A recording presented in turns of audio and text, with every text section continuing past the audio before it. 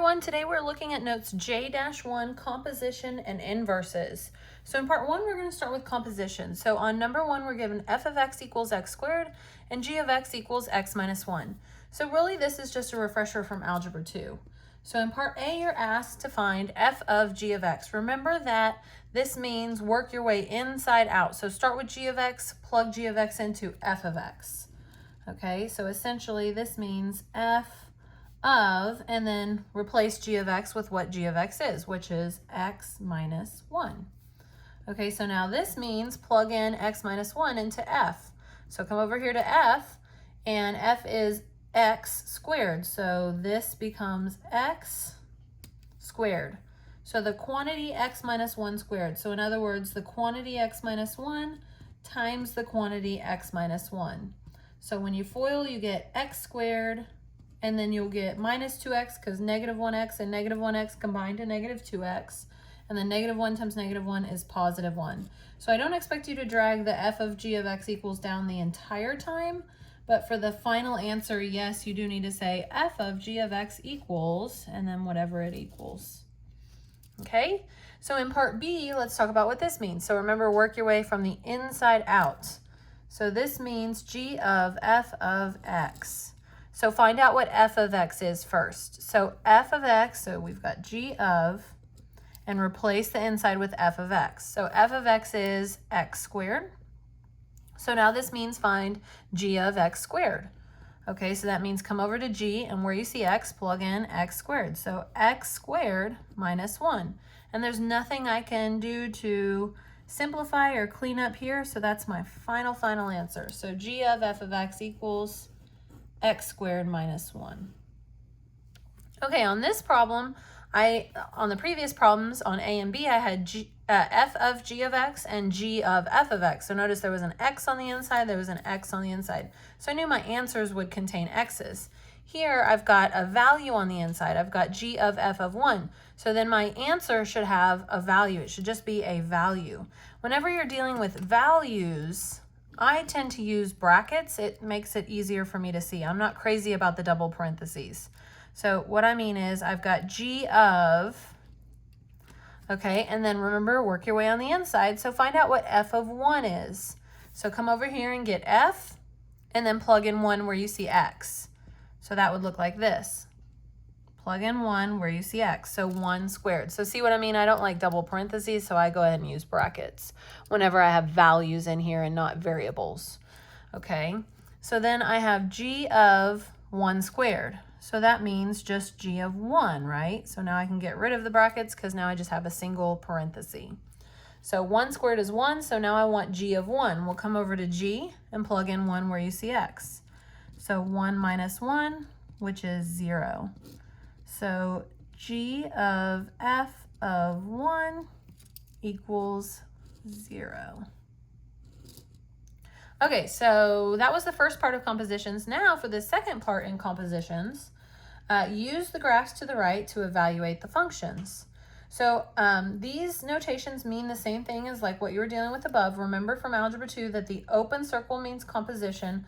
A closed circle would mean multiplication. But this is an open circle, so we're talking about composition, and this is read g composed of f of negative 3. And it really means the same thing as g of f of negative 3. And I know I said up here that I usually use brackets when I have a value inside here. And oh, by the way, did you notice my problem that started with a value, ended with a value? Like I said, started with a variable, ended with variables, started with a variable, ended with a variable. Okay, so like I said up here, when I have a value in here, I generally use brackets. That's true except for when I come to the graphs, because watch how fast the graphs go.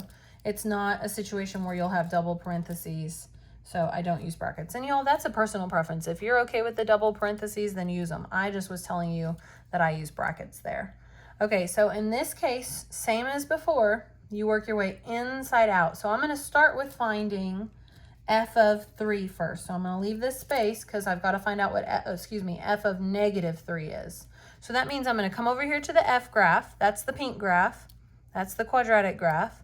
And I want to find f of negative 3. Remember, negative 3 represents the input or the x value. So -3 is the input or the x value. I want the output or the y value. So I'm coming over here on the x-axis, and I want to find -1, -2, -3.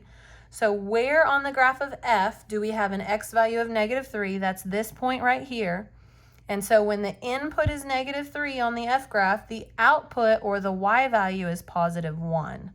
So this ordered pair right here, -3, +1, so our output is 1. Okay, so now this means I want to find g of 1.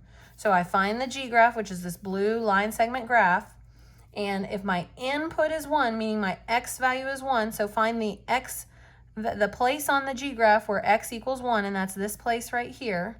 What's the y value or the output? It's -1. So that answer is -1.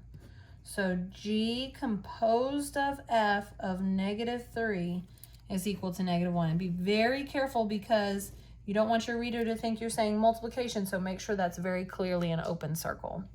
Okay, so now finding f composed of g of 2. So in other words, f of g of 2. That's what that means.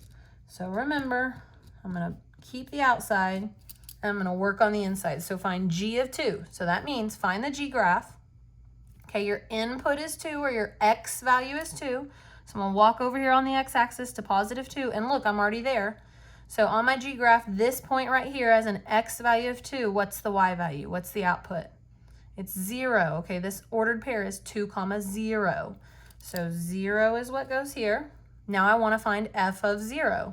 So find the f graph, that's the pink graph, and your input, or in other words, your x value is 0.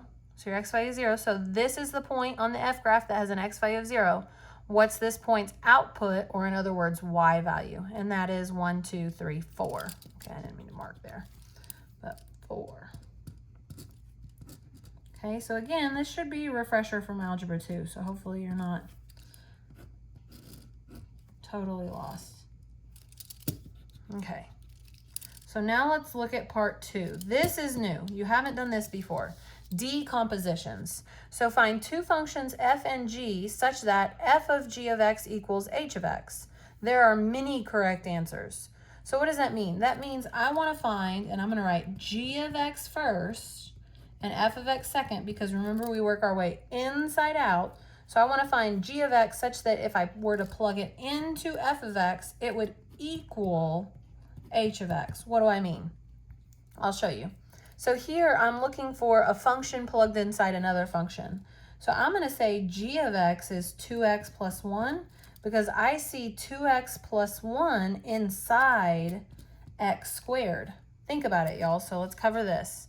Let me show you what I mean. So test f of g of x. So plug g of x into f of x. So plug this in where you see x. So that would look like the quantity 2x plus 1 squared, wouldn't it? If I plug g into f, like this is stating for me to do, g goes inside f. So test it. Is that the same as h of x? It sure is. So that is one possible answer for this problem. There's more. I urge you to look for other possibilities and check them with me in class tomorrow because it's really quite a cool thing. Okay, so let's look at number 2. So again, start with the inside out, and of course I'm going to test what I think is going to work. So test my f of g of x. Okay, so here for this function h of x, I see, here's what I see. I wonder what you see. I see x squared minus 4 inside the cube root of x. Okay, so look at it. If I take g and plug it into f, if I take this g and I plug it into f where I see x, that would look like cube root of, where I see x, I'd plug in x squared minus 4. Does that match h of x? It sure does. So that's one possible solution for this problem. Okay, and there are more. So if you can find another one, show me. I'm excited to see it. Okay, on number 3, so g of x, f of x, test f of g of x. Okay, because remember we want f of g of x to equal h of x. So for this one, I see x plus 2 inside 1 over x. I see another one too, but to me this one pops out. So think about it. If I plug in x plus 2 in for x, it'd look like 1 over x plus 2, which is exactly what h of x is. Okay, so that's one possibility. Again, try to find another. Okay, so here on number 4, g of x first, then f of x second. And then, of course, we'll want to test f of g of x. Okay, so in this one, since I have all these 5x plus 2's, that's what I'm seeing. I'm seeing a 5x plus 2 inside a 3x squared plus x minus 1. Okay, so think about it. If the 5x plus 2 goes in everywhere I see x, it's going to look like this. Plus 2 squared plus, plug in 5x plus 2 where I see x, and then minus 1. Does that match this guy? It sure does. So there you go. All right, on to part 3. So inverses. So does a function have an inverse that is a function? Okay, only if it passes the horizontal line test. So if it's a function, it already passed the vertical line test. But if a function which already passed the vertical line test passes the horizontal line test, that means that the range or y values or y's cannot repeat, and therefore that function would be called a one-to-one function, which means that the inverse would also be a function. Let's explain. So on these examples 1 through 4 is the graph of function. Let's start with that. So I have my handy dandy vertical line test right here. Okay, does this graph pass the vertical line test? Yes, yes, yes, no. Because with my vertical line, I strike through that graph at more than one place at a time. Do you see it? So we have here, we have function, function, function, function. So all 3 of these were functions. This is a non-function. So I'm not even going to go further with this one because the question is, does a function have an inverse that is a function? So this isn't even a function, so I'm not even going to go further. So is the graph a function? So these 3 I'm going to go further, and I'm going to ask myself, are any of these 3 functions one-to-one? Meaning it will have an inverse that's also a function. Okay, how do I know if these functions are one-to-one functions? Well, they would have to also pass the horizontal line test, meaning no range values repeat. And this one's already a no, right? I don't pass the horizontal line test. Does this one pass the horizontal line test? No. I'm crossing through multiple places. Okay, does this pass the horizontal line test? Certainly. So that means this is not one-to-one, did not pass the horizontal line test. This was not one-to-one. And this one was one-to-one. So this was the only function that passed the horizontal line test. And remember, I'm not testing this one because it wasn't even a function. So what does that mean? That means if the function is one-to-one, it will have an inverse that is also a function. So for this one, since it's one-to-one, the inverse is a function. So the inverse is a function since it's one-to-one. And for both of these, inverse is not a function on both of these. So I'll go ahead and draw an arrow to both because they're not one-to-one. So that's what that means. Okay, so let's move on to part 4, verifying inverses. So we're going to verify inverses from a graph and also from equations. So when you verify inverses from a graph, you're going to name a point on the first graph. You're going to switch the coordinate pair and see if that point is on the other graph. So let's look at an example. Which graph is the inverse of the given graph? So here's our given graph. We want to know which one is the inverse. Okay, check more than one point. So what do we mean? So let's take the given graph. Remember, hopefully you remember from Algebra 2 that inverses have x and y values that are switched. So let's just pick a point. How about 0, 0? That's an easy point.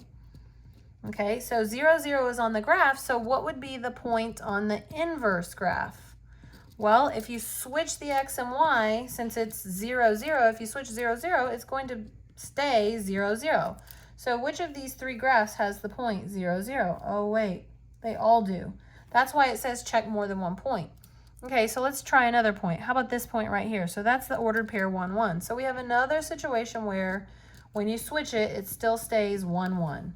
So, but let's check it out. Does this graph have 1, 1? Yep, this one doesn't, and this one does. So we've at least eliminated one choice. So can't be that one because that one doesn't have the point 1, 1. Okay, so I'm not 100% sure, but pretty sure, and we will be able to use process of elimination, but pretty sure that's the ordered pair 5, 2. So what would that become? That would become 2, 5. So let's test this. 2, 5? Nope. Hopefully this one. Oh, yep, right about here maybe. So that eliminates this guy. It's got to be this guy. Okay, so remember when you're dealing with inverses via graphs, remember that the x and y values switch. Okay. All right, so when you're dealing with inverses from equations, how do you show algebraically, not graphically, that f and g are inverses? Well, both compositions must equal, do you remember this from Algebra 2? X. This is a huge Algebra 2 lesson, isn't it? Okay, so let's do both compositions. So on number 1, first I'm going to do f of g of x. Okay, remember that means g is inside of f, so I'm going to start with g. G goes inside of f, so g is x cubed plus 1. So I replace g with what g is. And now that means I'm going to take this and I'm going to plug it into x where I see the function f. So I'm going to write cube root of, where I see x, I'm plugging in x cubed plus 1. No reason to use parentheses here because I'm not being multiplied by anything. So no reason to use parentheses. So now it's pretty clear to see the plus and minus 1 turns to 0. So you've got cube root of x cubed. And then be careful here, the answer is not absolute value of x. Remember, you only get absolute value when you deal with even indices. Okay, so f of g of x equals x. So that's the first part. Now let's check, remember both compositions, g of f of x. Okay, so f is the cube root of x minus 1. So I replaced f of x with what f of x is. Now this goes inside g. So let's come over to g. So g is x, so that's the cube root of x minus 1, cubed plus 1. So when we cube this cube root, we just get x minus 1, drag down the plus 1, and same type of situation here where that's 0, so we get x. So g of f of x equals x. Therefore, that tells us right there, f and g are inverses. Okay, we already knew they were functions because they were labeled f of x and g of x. That tells us that they're functions, but we were checking to see if they are inverses, and they are. Both compositions equaled x. Okay, let's try number 2. Number 2 is a beast. Doesn't look like it because you're like, oh, Miss Garcia, those are just linear problems. Yeah, you're right, they are. Okay, so here we go. We've got -5. Oh, what am I doing? I'm so sorry, I'm getting caught up. So we've got f of g, so g is negative, and here's where, you know what we're gonna do? Right away, we're gonna fix this, because that negative out in front means that the whole numerator gets that negative. So we're going to cross that out, and we're going to change that to write it -3x minus 12 over 5, because I guarantee you if you don't do that, either number 1, it's going to get funky, super funky, to where your algebra rules are going to be like, what's going on here? Or you're going to make a mistake, okay? If you don't do that and you want to challenge yourself, show your answer and work to me just so I can verify that everything was legal in your work. I prefer you do this way, but if you're one of those people, and I get it and I love it, you want to really challenge yourself, but hey, you know, why make it harder if you don't need to? But if you want to, do it, but check your work with me so I can just verify that everything is algebraically sound. Okay, so here we've got g, so that's -3x minus 12 over 5. I'm just afraid if you don't distribute it in, you'll later forget that it goes to everything in the numerator. Okay, so now we've got that. And then this plugs into f. So let's look at f. So negative 5/3, where I see x, negative 3x minus 12 all over 5. Okay, and then minus 4. So here I can simplify my 5s. Okay, got a 5 in the numerator, 5 in the denominator. So then here that negative needs to make sure it distributes to every single term in the numerator. So that would become positive 3x plus 12 all over 3, because this is 3 times, there's an implied 1 here. So 3 times 1, which is 3, and then minus 4.